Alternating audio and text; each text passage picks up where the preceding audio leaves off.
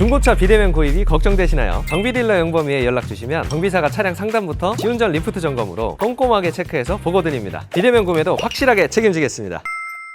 안녕하세요, 정비딜러 영범입니다. 오늘 썸네일에서 보신 것처럼 딱 1분 만에 차량 엔진 점검을 해보도록 하겠습니다. 유익하셨다면 구독 꼭 부탁드려요. 자, 이렇게 엔진룸을 열고요, 딱 보이는 것부터 점검해 보겠습니다. 제일 왼쪽부터 구동액, 색상이랑 양을 확인을 해주시고요. 여기 민과 맥스 사이에 있으면 가장 좋습니다. 그리고 이렇게 부동액 색깔은 깨끗해야 되는데요, 탁하거나 불순물이 많다면 걸러주셔야 됩니다. 그리고 여기 바로 벨트가 보이는데요, 벨트도 검정색으로 있죠. 이게 갈색으로 변색되거나 갈라져 보인다면 교체가 필요합니다. 그리고 엔진오일 캡입니다. 이렇게 엔진오일 캡을 열어서 봤을 때 찌꺼기가 많거나 색깔이 검정색에 가깝다면 오일 교체를 잘 안 한 차량입니다.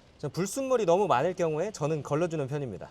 그리고 시동을 걸고 소리를 들어보셔야 되는데요, 이렇게 시동을 걸었을 때 일정한 소음이 있어야 피스톤이 원활하게 움직이고 있다는 건데요, 툭툭 치는 진동이랑 소음이 따로 있다? 그러면 노킹이 있다는 거고요. 갈갈거리는 소음이 난다면 엔진오일 교체 주기가 지났거나 엔진 상태가 좋지 않은 거니 걸러주시는 게 좋습니다. 이렇게 1분 만에 엔진 상태를 체크를 했고요, 이번에는 하체 상태를 체크해 보겠습니다. 이건 운전을 시작하고 딱 1분이면 체크가 됩니다. 시운전을 출발할 때 이렇게 방지턱을 넘었을 때 찌그덕, 덜그덕 이런 식으로 소음이 난다면 하체에 유격이 있거나 부싱 상태가 좋지 않은 거니 하체 수리가 필요한 거고요.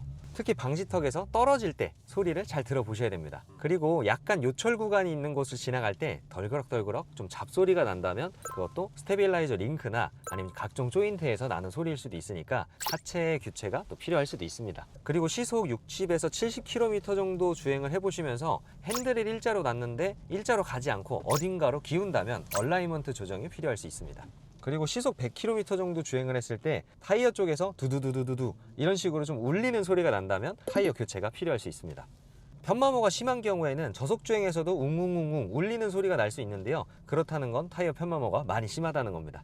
이렇게만 체크하셔도 정말 짧은 시간에 하체 상태를 다 체크를 할 수가 있고요. 여기서 꿀팁은 정비딜러 영범이로 방문 주시면 시운전을 필수로 하기 때문에 이런 사항들은 다 저희가 체크를 해드립니다.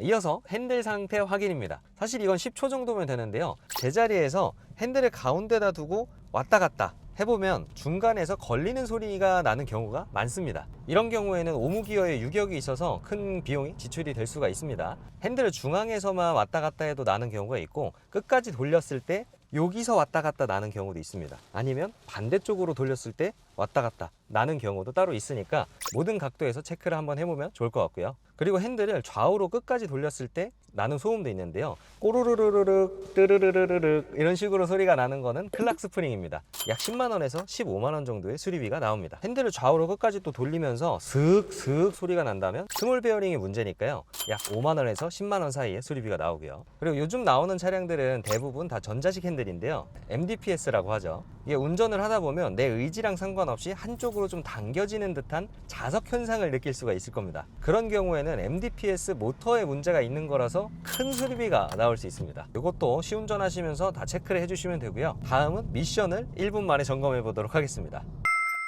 미션은 두 가지만 확인하면 됩니다. 도로주행이랑 제자리 변속 충격을 확인을 해주셔야 되는데요, 도로주행에서는 가장 많이 쓰이는 단이 1단에서 3단이기 때문에 특히나 1단에서 3단 올라갈 때 변속 충격은 꿀렁이는 건 없는지 툭툭 치는 건 없는지 잘 느껴보셔야 되고요. 그리고 이 차량의 미션이 6단이다 8단이다 그렇다면 시운전하면서 이 차량의 최고 단수까지 한번 올라갔다가 내려와 보면서 변속 충격은 없는지 변속은 잘 되는지 꼭 체크를 해보셔야 됩니다.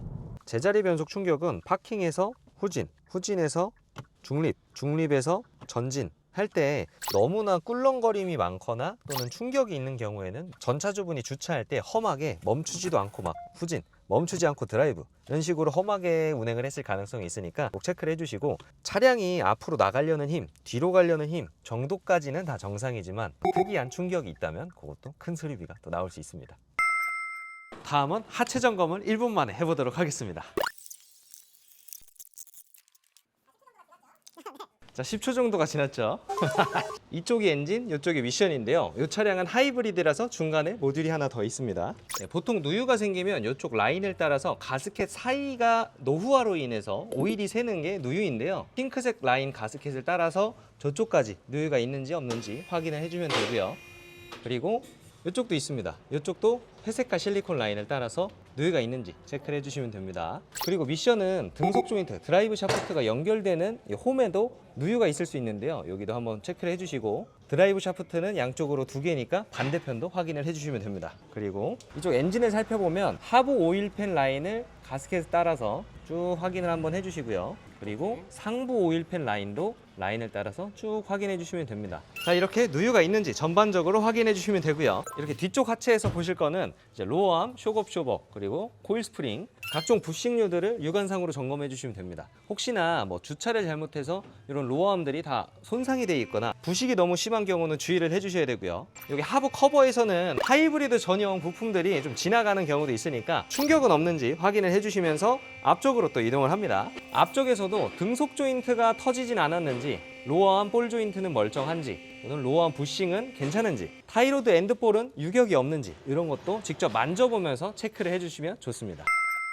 자, 이렇게 하체 점검이 1분 만에 끝났고요. 그리고 이번에는 외관 점검을 해보도록 하겠습니다. 이번엔 도장 상태인데요, 딱 3가지만 확인하시면 됩니다. 이렇게 도색 상태를 봤을 때 야매로 도색했다 그러면 기포가 생겨 있을 수 있거든요. 보통 이제 먼지가 날아다니는 작업 환경에서 도색을 한다 그럼 먼지까지 들러붙기 때문에 그렇게 기포가 생기는 거예요. 그런 게 없는지 체크를 해주시고요. 그리고 도색이 너무 두껍게 들어가거나 약을 많이 뿌렸다 그렇다면 도색이 흘러내리는 경우도 있습니다. 눈물 흘리는 것처럼 쭉 하고 흘러내린 자국도 있을 수가 있어요. 도색을 할 때는 이런 부가적인 부분들은 다 탈거를 해서 작업을 하거나 아니면 마스킹 작업을 하고 나서 도색을 하는 경우가 있는데요, 이 마스킹 작업을 제대로 하지 않으면 이런 몰딩에 흰 색깔 칠이 다 같이 칠해져 있는 경우가 있어요. 그런 도색의 퀄리티도 좀 체크를 해보셔야 됩니다. 자, 이렇게 야외 자연광을 받으면서 멀리서 약간 본다 그러면 색깔이 안 맞는 경우도 있는데요, 보통 이 차량도 뭐 범퍼랑 펜다 색깔 차이가 아주 약간은 있습니다. 차량 색상이 밝은 색상일수록 더 많은 차이가 나게 되는데요,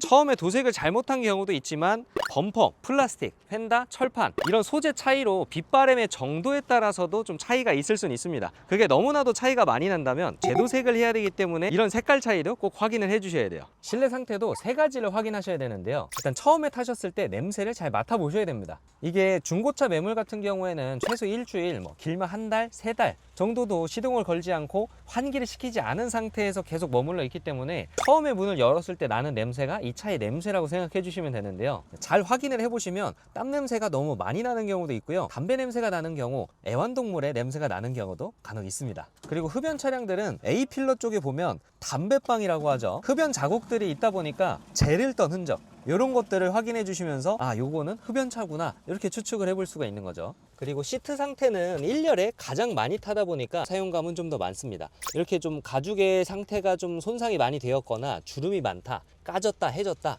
이런 것들을 보면서 전주인이 얼마나 아껴 타셨는지 보셔야 됩니다. 트렁크는 짐을 싣는 공간이기 때문에 어떤 짐을 실었느냐에 따라서도 사용감 차이가 많이 날 수 있는데요, 이런 식으로 뭐 세차용품이나 일상용품 정도까지만 실어 놓은 경우에는 사용감이 없을 겁니다. 하지만 공구나 뭐 캠핑용품 같은 거를 다 밀어넣고 막 신경 쓰지 않고 탄다면 기스가 많이 나겠죠. 그런 경우에는 차량을 신경을 많이 안 써준 경우도 생각보다 많습니다. 이런 상처가 많으면 플라스틱 부분들은 되돌리기가 어렵기 때문에 트렁크도 꼭 한번 열어서 확인을 해보세요. 이렇게 오늘은 중고차 구매를 고려하시는 분들께 각 항목별로 1분짜리 점검 영상을 찍었는데요, 이 영상 참고하셔서 좋은 중고차 구입 성공하시길 바라고요. 좀 더 자세한 점검이 필요하다, 도움이 필요하다 하시는 분들은 상담 배너로 연락 주시면 정비사가 동행하여 오늘 말씀드린 것보다도 좀 더 꼼꼼한 점검, 자세한 점검 도와드리도록 하겠습니다. 유익하셨다면 좋아요랑 구독, 알람 설정 부탁드리겠습니다. 감사합니다.